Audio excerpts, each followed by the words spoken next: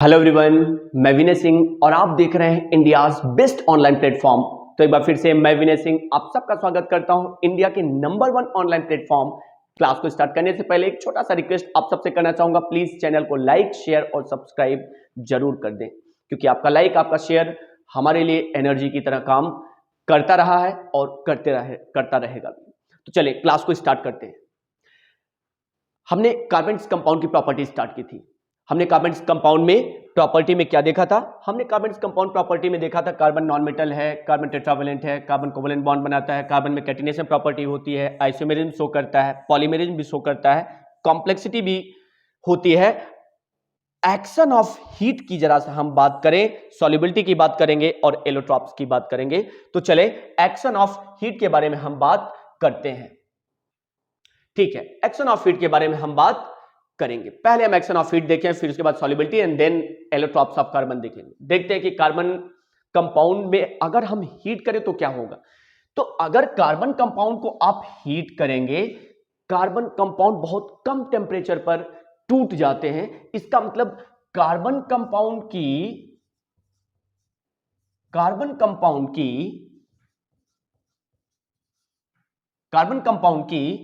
Melting और boiling point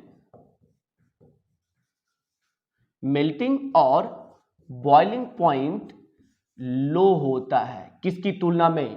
inorganic compound की तुलना में। अब थोड़ा सा भी टेम्परेचर देंगे तो बहुत कम टेम्परेचर पे ये ऑर्गेनिक कंपाउंड डिसोसिएट हो जाते हैं, इसके एटम्स और मॉलिक्यूल। तो एक्शन ऑफ हीट की बात करेंगे तो organic compound dissociate at very low temperature. It means the melting and boiling point of the organic compound is low. Carbon compound का जो मेल्टिंग और बॉइलिंग पॉइंट होता है वो बहुत कम होता है। देन हम बात करते हैं सॉल्युबिलिटी की। अगर ऑर्गेनिक कंपाउंड की या कार्बन कंपाउंड की सॉल्युबिलिटी की बात करेंगे तो कार्बन कंपाउंड सिर्फ और सिर्फ ऑर्गेनिक सॉल्वेंट में डिसॉल्व होते हैं। किस में डिसॉल्व होंगे? ये सिर्फ और सिर्फ ऑर्गेनिक सॉल्वेंट में ही डिसॉल्व होंगे, बाकी किसी और में डिसॉल्व नहीं होंगे। ऑर्गेनिक सॉल्वेंट किसे कहेंगे? वो सॉल्वेंट जिसमें कार्बन प्रेजेंट हो, हम उसको ऑर्गेनिक सॉल्वेंट कहेंगे। इसका मतलब कार्बन कंपाउंड सिर्फ किस में डिसॉल्व होगा? ऑर्गेनिक सॉल्वेंट में डिसॉल्व होगा, वाटर में डिसॉल्व नहीं होगा या इनऑर्गेनिक सॉल्वेंट में डिसॉल्व नहीं होगा। ऑर्गेनिक सॉल्वेंट में भी क्या क्या हो सकता है? एल्कोहल, क्योंकि एल्कोहल में कार्बन प्रेजेंट है। ईथर, इसमें भी डिसॉल्व होगा। और क्या हो सकता है? बेंजीन। इसका मतलब वो सॉल्वेंट जिसमें कार्बन प्रेजेंट होगा, ये ऑर्गेनिक सॉल्वेंट उसमें डिसॉल्व हो जाएगा। तो सॉल्युबिलिटी की बात करेंगे तो organic solvent dissolve only in the organic solvent. Carbon compound dissolve only in the organic solvent, they do not dissolve in the inorganic solvent. ये डिसॉल्व होंगे किसमें? ऑर्गेनिक सॉल्वेंट, जैसे एल्कोहल, ईथर, बेंजीन, इनमें ये डिसॉल्व होगा। Then अगली property हम allotropes of carbon की बात करें तो पहले हम एलोट्रॉप्स का मतलब क्या है जरा सा ये समझ लें, उसके बाद फिर बात करते हैं कार्बन के एलोट्रॉप्स है या नहीं है, हम उसके बारे में बात करेंगे।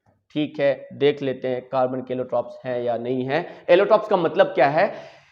कोई एलिमेंट जिस फिजिकल फॉर्म में पाया जाता है, उस फिजिकल फॉर्म को, उस एलिमेंट का एलोट्रॉप्स कहते हैं। फिर से सुने, मैंने कहा the various physical form of the element in which that element exist in the nature.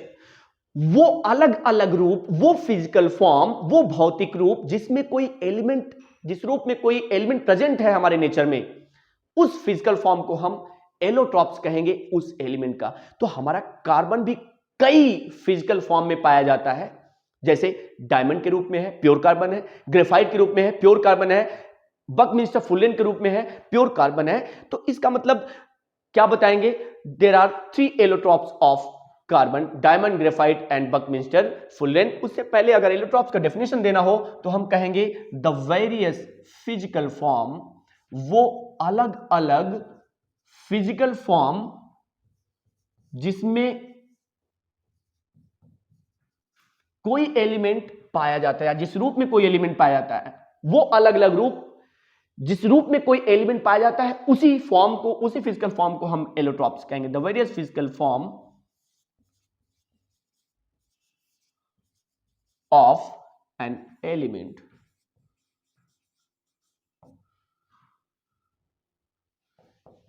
in which they exist in the nature,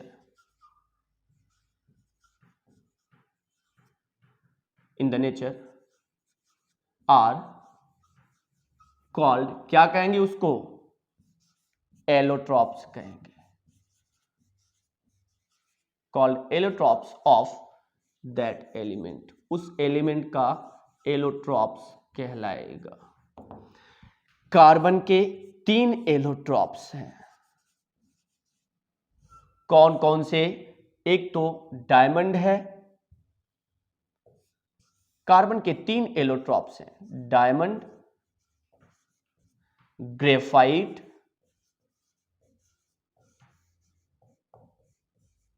और तीसरा है बकमिंस्टर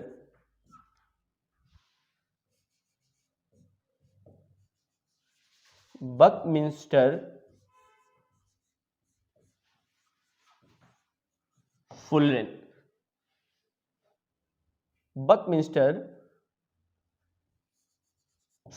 ये 3 एलोट्रॉप्स हैं कार्बन के। अब वन बाय वन हम इन्हीं तीनों एलोट्रॉप्स के बारे में बात करेंगे, डिटेल में बात करेंगे कि डायमंड की प्रॉपर्टी देखेंगे, स्ट्रक्चर देखेंगे, क्या यूज है डायमंड का उसके बारे में देखेंगे।